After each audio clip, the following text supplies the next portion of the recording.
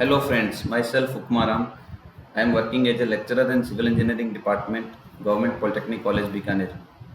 जैसा कि आपको पता है, अपन ई लेक्चर पढ़ रहे हैं, ऑनलाइन स्टडी अपनी चल रही है।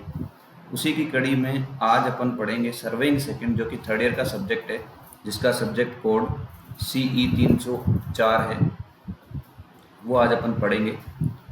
और इससे पहले मैं आपको बता दूं, इसमें मैंने 2 लेक्चर पहले अपलोड कर दिए हैं, जिसमें एक बेसिक इंट्रोडक्शन अपन ने पढ़ा था सर्वेइंग, थियोडोलाइट सर्वेइंग के बारे में, और दूसरा अपन ने टाइप्स ऑफ थियोडोलाइट पढ़े थे। तो ये अगर आप पहली बार देख रहे हो तो इससे पहले वो 2 भी जरूर देखें, ताकि ये भी अच्छे से आपको समझ में आए। आज का जो अपना टॉपिक रहेगा वो रहेगा पार्ट्स ऑफ थियोडोलाइट, यानी थियोडोलाइट के कौन कौन से पार्ट्स होते हैं और वो पार्ट्स किस तरीके से काम करते हैं। तो बहुत ही इम्पोर्टेंट टॉपिक है आज का।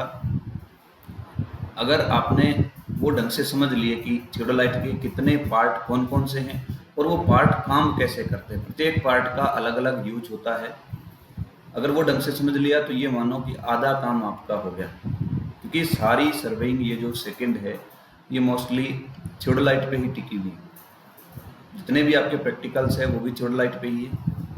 और बहुत ही इम्पोर्टेंट टॉपिक है पार्ट्स ऑफ थियोडोलाइट।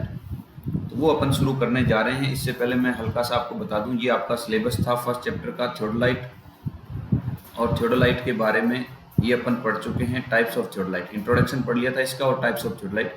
आज का अपना जो टॉपिक है वो रहेगा ये different parts of A vernier transit theodolite. ये अपन फर्स्ट इंट्रोडक्शन में पढ़ चुके हैं टाइप्स के समय कि वर्नियर थियोडोलाइट क्या होता है, या ट्रांजिट थियोडोलाइट क्या होता है, नॉन ट्रांजिट थियोडोलाइट क्या होता है। ये सब अपन ने उस लेक्चर में अपन ने देख रखा है, और उसके लिंक मैं आपको इसके डिस्क्रिप्शन में दे दूंगा, ताकि आप सीधा उस लिंक पे क्लिक करके उन वीडियो पे भी जा सकते हो। आज का अपना ये टॉपिक रहेगा, तो ये डिफरेंट पार्ट अपन देखेंगे। इससे पहले ये थोड़ा सा इंट्रोडक्शन और ये टाइप्स ऑफ थियोडोलाइट ये अपन देख चुके हैं पहले। इसमें टाइप्स ऑफ थियोडोलाइट में ये 2 थे। एक तो based on the horizontal axis, यानी उसके रोटेशन के आधार पे, अगर वो रोटेट करता है उसका टेलीस्कोप तो उसे बोलते हैं ट्रांजिट थियोडोलाइट।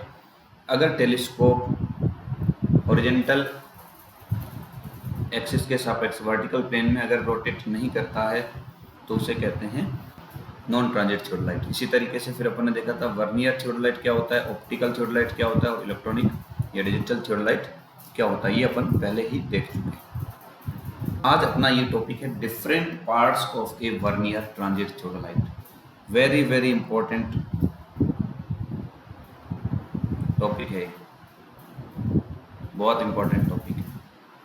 इसको पढ़ना आपके लिए बहुत ही जरूरी है अगर आपको वर्नियर थियोडोलाइट सर्विंग पढ़ना है। तो देखो अपन ये जो डायग्राम बनाया है, ये डायग्राम थियोडोलाइट का डायग्राम है। ये डायग्राम भी आपको पेपर में बनाना होता है। जब आपसे पूछते हैं थियोडोलाइट के पार्ट को एक्सप्लेन कीजिए, तो ये पूरा डायग्राम आपको बनाना होता है। इस तरीके से ये पार्ट्स लिखने होते हैं और इन पार्ट्स को एक्सप्लेन करना होता है। ये बहुत बार तो 12 नंबर का क्वेश्चन आता है सीधा, इसीलिए बहुत ही इंपॉर्टेंट है। अब अपन शुरू करते हैं इसको 1 बाय 1 अपन इसका एक्सप्लेन करेंगे कि कैसे ये काम करते हैं।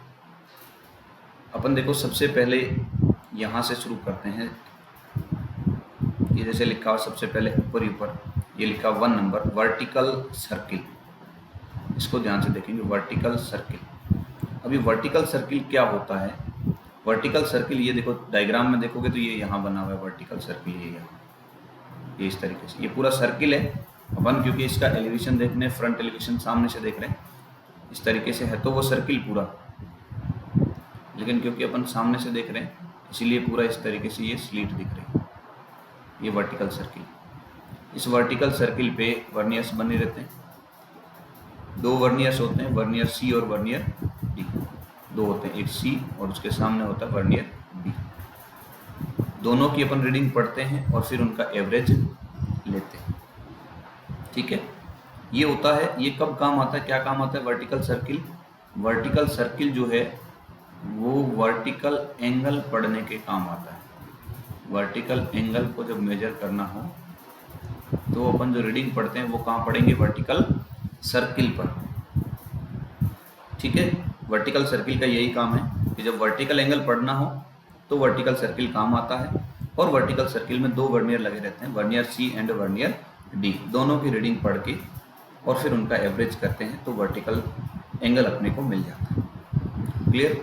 नेक्स्ट अपनी चीज जो है सेकंड नंबर पे वो है altitude bubble. Altitude bubble, altitude bubble क्या होता है? एल्टीट्यूड बबल देखो 2 नंबर चीज ये यहाँ है, ये एल्टीट्यूड बबल, ये गोल सर्किल बना हुआ, ये एल्टीट्यूड बबल। एल्टीट्यूड बबल में क्या होता है, एक सिंपल बबल ट्यूब होती है इस तरीके से, एक बबल ट्यूब होती है जिसके सेंटर पे यहाँ पे एक ये बबल होता है, एयर बबल होता है। ये क्या होता है? Air bubble. ये एयर बबल इस ट्यूब के सेंटर में रहना चाहिए। एयर बबल क्या होना चाहिए? इस ट्यूब के सेंटर में रहना चाहिए। अगर इस ट्यूब के सेंटर में नहीं है तो इसका मतलब फिर ये अपने टेलीस्कोप हॉरिजॉन्टल नहीं है। अपन इसको इस तरीके से एडजस्ट करते हैं कि वर्नियर सी और डी का रीडिंग 0 0 रहे और यहाँ पे जो ये एल्टीट्यूड बबल है ये अपने एकदम सेंटर में रहे। उसके बाद अपन वर्टिकल एंगल पढ़ना शुरू करते हैं। क्लियर। तो ये आ गया अपने सेकंड नंबर चीज। थर्ड यहाँ पे है अपने हॉरिजॉन्टल एक्सिस। हॉरिजॉन्टल एक्सिस कौन सी है? ये हॉरिजॉन्टल एक्सिस है, देखो ये यहाँ से ये जो है ये क्या है? Horizontal axis. और ये जो बना हुआ डायग्राम है ये अपने टेलीस्कोप है, 10 नंबर जो लगा रखा है ये क्या? टेलीस्कोप। ये हॉरिजॉन्टल एक्सिस है। इस एक्सिस के सापेक्ष ये टेलीस्कोप ऐसे घूमता है वर्टिकल प्लेन में। जब ये वर्टिकल प्लेन में घूमता है तो उसे अपन बोलते हैं ट्रांजिट थियोडोलाइट। तो ये ध्यान रखना है। हॉरिजॉन्टल एक्सिस कौन सी है? ये 3 नंबर, जिसके सापेक्ष टेलीस्कोप वर्टिकल प्लेन में घूमता है। हॉरिजॉन्टल एक्सिस कौन सी होती है? जिसके सापेक्ष टेलीस्कोप ऊर्ध्वाधर तल में घूमता है, ये वह क्षैतिज एक्सिस होती है। ठीक है। नेक्स्ट अपना है वर्नियर आर्म। 4 नंबर क्या है? Vernier arm. ये वर्नियर आर्म, ये यहाँ जो लगा ये वर्नियर आर्म, जिसपे कि ये अपना स्केल टिका रहेगा, इसीलिए इसको बोलते हैं वर्नियर आर्म। नेक्स्ट जो है अपना प्लेट बबल। ये प्लेट बबल जिसे अपन बबल ट्यूब भी बोलते हैं, ये यहाँ हॉरिजॉन्टल, इसको जब लेवलिंग करना हो तो उसमें काम, प्लेट बबल किस में काम आती है? लेवलिंग चेक करने की। लेवलिंग चेक का मतलब इंस्ट्रूमेंट लेवल में हुआ या नहीं हुआ वो चेक करने में अपने काम आती है प्लेट बबल, या जैसे अपन बबल ट्यूब बोलते हैं। इसमें भी वही सेम जैसे ऊपर है वैसे ही बबल ट्यूब में बबल होता है, एयर बबल होता है, वो सेंटर में रहना चाहिए। अगर वो ट्यूब के सेंटर में नहीं है एयर बबल तो फिर अपन कहेंगे कि इंस्ट्रूमेंट लेवल नहीं है। उसको अपने को लेवल करने के लिए एयर बबल को सेंटर में लाना पड़ेगा। ठीक है। नेक्स्ट 6 नंबर पे जो है अपने ग्रेजुएटेड आर्क या ग्रेजुएटेड सर्किल बोलते हैं। 6 नंबर ये यहाँ पे ये ग्रेजुएटेड आर्क या ग्रेजुएटेड सर्किल लगा रहता है। इस तरीके से होता है। मैं यहाँ डायग्राम बना दूँ, जैसे ऊपर है वैसे ही ये हॉरिजॉन्टल सर्किल होता है और उसमें ग्रेजुएशंस बने रहते हैं, मतलब आसांकित होता है। क्या होता है? आसांकित ग्रेजुएशन इसमें बने हुए रहते हैं और उसी पे फिर वर्नियर लगे रहते हैं 2 और फिर अपन रीडिंग पढ़ते हैं। यहाँ वर्नियर ए और बी होते हैं हॉरिजॉन्टल एंगल के लिए। वर्टिकल एंगल के लिए वर्नियर कौन से होते हैं? सी और डी। हॉरिजॉन्टल एंगल के लिए वर्नियर कौन से होते हैं? ए और बी। और ये जो सर्किल है इसे बोलते हैं ग्रेजुएटेड आर्क या ग्रेजुएटेड सर्किल। ठीक है। ये रीडिंग पढ़ने के काम आता है। इसमें भी वर्नियर ए और वर्नियर बी दोनों की रीडिंग पढ़ते हैं और इस आर्क पे जो ग्रेजुएशन बने हुए हैं उससे मेन स्केल की रीडिंग पढ़ते हैं। इस आर्क पे क्या पढ़ते हैं अपन? मेन स्केल की रीडिंग। और ये जो है ये क्या होते हैं? Vernier scale. Vernier scale.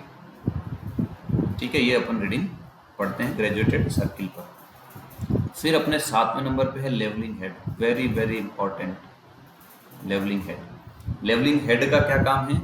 Instrument को लेवल जब अपन करते हैं वो लेवलिंग हेड की सहायता से ही करते हैं। ये यहाँ पे 7 नंबर पे लिखा हुआ लेवलिंग हेड। Levelling head. ठीक है। यहाँ पे ये लेवलिंग हेड बना हुआ।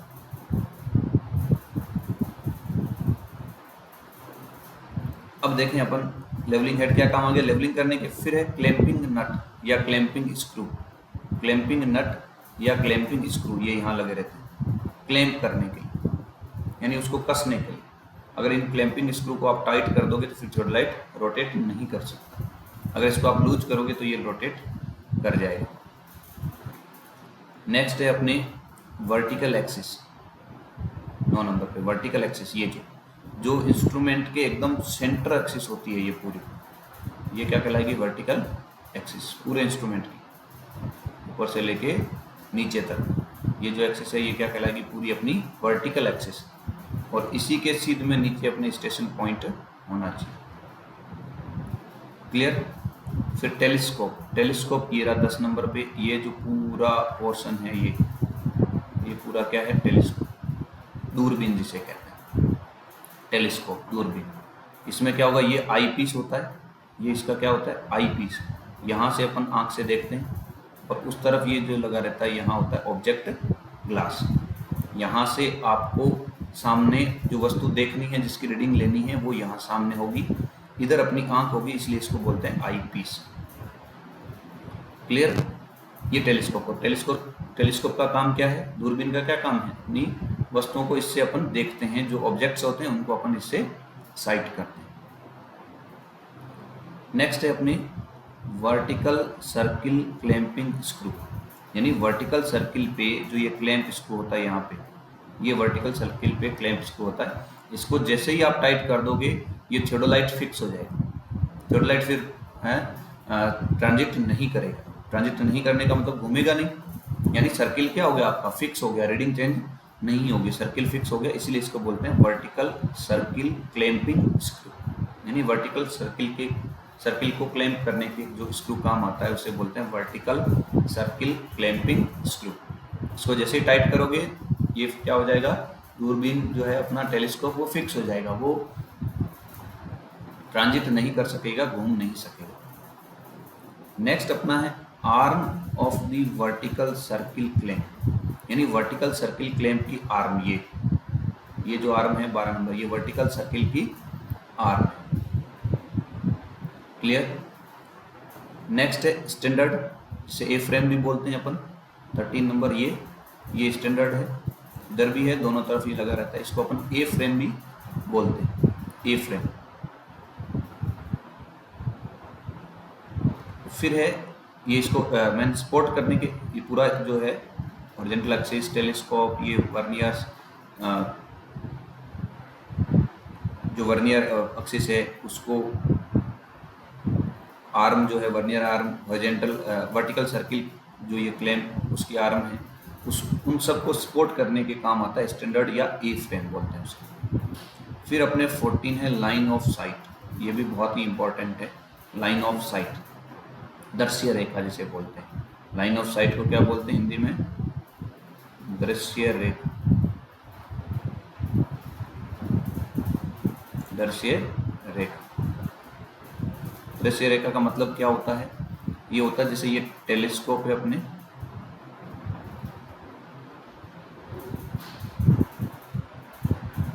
स्पोज टेलीस्कोप है, जो ये टेलीस्कोप 10 नंबर पे था ना, जो ये मैंने गोला किया था, ये वाला पूरा।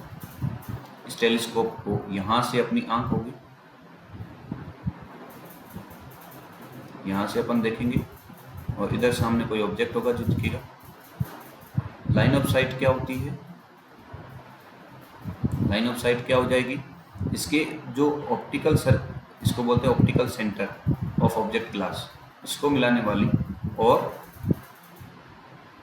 जो अपने आई पीस है इसको मिलाने वाली, ये कहलाएगी लाइन ऑफ साइट, या लाइन ऑफ कॉलिमिनेशन भी बोलते हैं। तो यहाँ ऑब्जेक्ट तक जाएगी, यहाँ से लेके इसको मिलाने वाली रेखा, ये क्या कहलाएगी? लाइन ऑफ साइट, दृश्य रेखा या लाइन ऑफ कॉलिमिनेशन। नेक्स्ट है अपना 15 अपर प्लेट क्लैंपिंग स्क्रू। एक लोअर प्लेट क्लैंपिंग स्क्रू होता है, एक अपर प्लेट क्लैंपिंग स्क्रू होता है, जिसे अपन सिंपल लोअर क्लैंप स्क्रू और अपर क्लैंप स्क्रू भी बोलते हैं। ये यहाँ पे बना हुआ है, ये अपर प्लेट क्लैंपिंग स्क्रू। इसको टाइट करते ही फिर ऊपर वाली प्लेट है वो नीचे वाली प्लेट के सापेक्ष गति नहीं करेगी, इसको लूज रखेंगे तभी वो गति करेगी। इससे क्या होता है? इसकी प्लेट की गति, सापेक्ष गति जब भी होगी, यानी नीचे वाली प्लेट फिक्स है, ऊपर वाली प्लेट गति जब भी करेगी अकेली, तो फिर रीडिंग चेंज होगी और अगर ऊपर वाला क्लैंप आपने टाइट कर दिया तो फिर रीडिंग चेंज नहीं होगी, जिस पे है वहीं पे रीडिंग रहेगी। फिर होता है axis of plate bubble. Plate bubble का एक्सिस, प्लेट बबल का क्या होगा एक्सिस, ये वाला जो ये जो लगा हुआ है इसका, ये एक्सिस ऑफ प्लेट बबल है। जहाँ पे अपनी बबल ट्यूब थी उसकी जो एक्सिस है वही क्या कहलाएगी, एक्सिस ऑफ प्लेट बबल। फिर 17 नंबर पे अपर प्लेट, अपर प्लेट ये 18 नंबर पे क्या है अपने लोअर प्लेट, ये अपर प्लेट, और इनके बीच में जो है वो होता है अपने ग्रेजुएटेड सर्किल लगा रहता है। ठीक है, तो जब भी ये दोनों की 17 और 18 नंबर पे जो चीज़ है अपने पास, जब भी इन दोनों की सापेक्ष गति होगी तो रीडिंग चेंज होगी। अगर सापेक्ष गति नहीं है तो रीडिंग चेंज नहीं होगी। सापेक्ष गति कैसे होगी, जब इसमें से ऊपर वाला लूज हो और नीचे वाला टाइट, तो सापेक्ष गति। क्लियर, अगर मान लो ऊपर वाला टाइट है और नीचे वाला लूज है तो फिर ये सापेक्ष गति नहीं होगी, क्योंकि ऊपर वाला टाइट करने का मतलब ये जो प्लेट है ऊपर वाली इसमें फंस जाएगी, इसको लूज करने का मतलब ऊपर वाली फ्री होगी, फिर ये अलग से घूम सकती है। और फिर अपन रीडिंग पढ़ते हैं। जब भी अपने को रीडिंग चेंज करनी हो, रीडिंग पढ़नी हो एक जगह से दूसरी जगह, तो अपन अपर क्लैंप को लूज कर देंगे। और अगर अपने को रीडिंग चेंज नहीं करनी है, जैसे जीरो सेट करने के बाद में ऐसे ही जीरो भी घुमाना है, तो फिर अपन इसको टाइट रखें।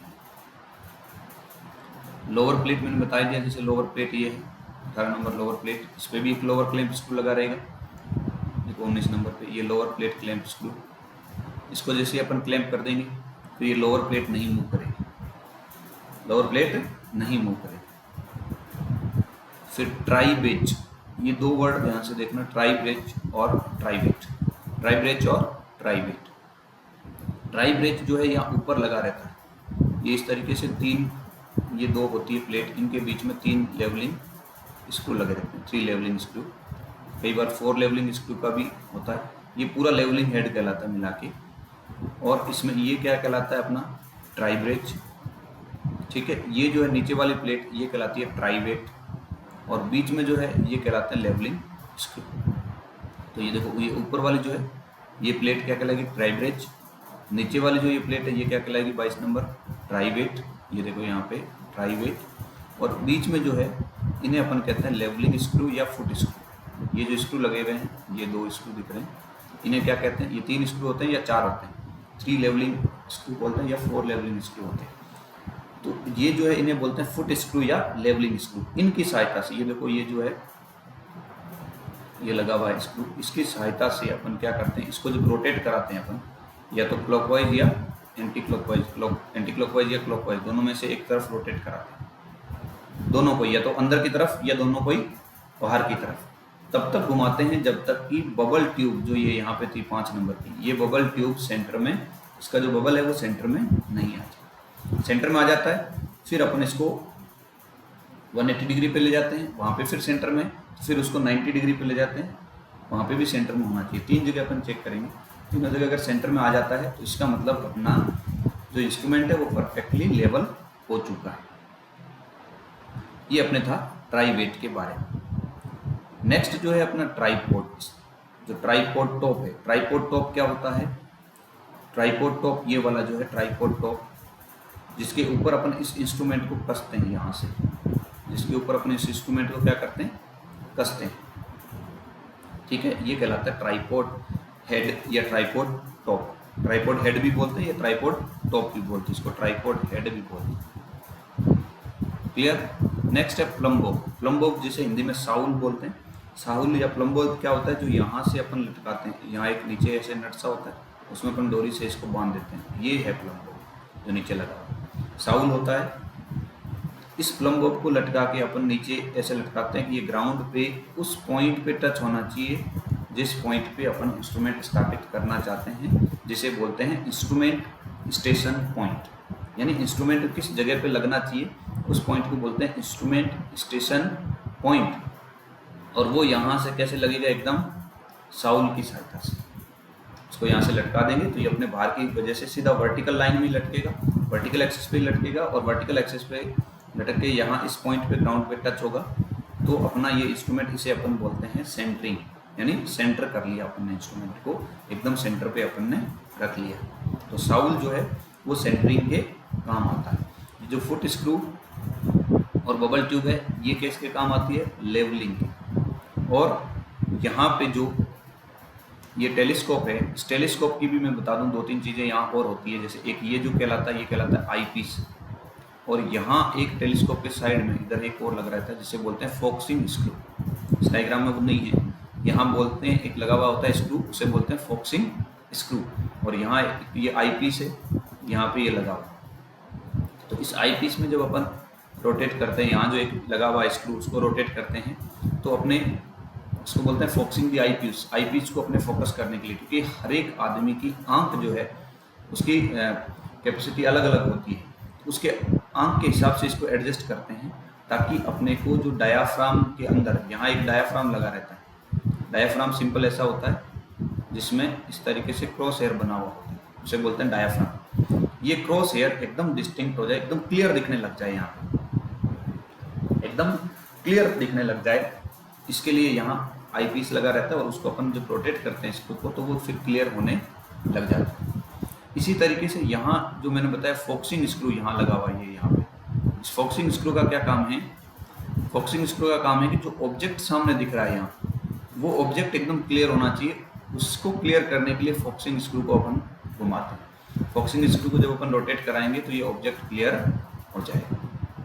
इसे कहते हैं focusing the object, focusing the object. तो ये ऑब्जेक्ट को फोकस करने के लिए ये फोकसिंग स्क्रू काम में आता है। इसका एक पूरा मैंने एक लेक्चर और बना के डाल रखा है जिसमें मैंने मेरे हैंड रिटन नोट्स पे पूरा एक लेक्चर बनाया हुआ है, उसका भी मैं लिंक आपको डिस्क्रिप्शन में दे दूंगा, तो उसको भी जाके जरूर देखें। ये मैंने डायग्राम के साथ आपको सब चीज़ें एक्सप्लेन की, वहाँ विदाउट डायग्राम मेरे हैंड रिटन नोट्स जो है उन नोट्स की सहायता से मैंने आपको बता रखा है, तो उसको भी आप जरूर देखें। तो धन्यवाद, मिलते हैं अपने नेक्स्ट लेक्चर में।